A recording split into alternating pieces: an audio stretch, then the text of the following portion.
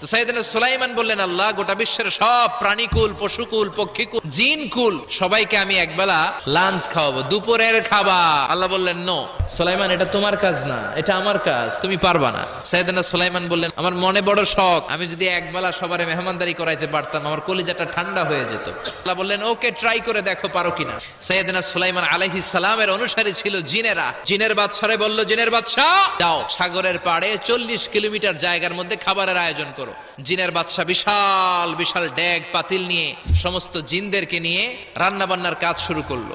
40 kilometre ব্যাপী জায়গা নিয়ে খাবার তৈরি করা হচ্ছে। সব যখন রান্না শেষ, চলে এলো সেই মহেন্দ্রক্ষণ। ইন দ্য মিন টাইম সাগরের ভেতর থেকে এক বিশাল আকৃতির তিমি মাছ হা করে ডেকে বলল, সুলাইমান, খাবার দাও। উনি ঘোষণা দিলেন, যাও এটারে খাবার দাও। তিমি মাছ বিশাল বড় হা করে বসে আছে সাগরে।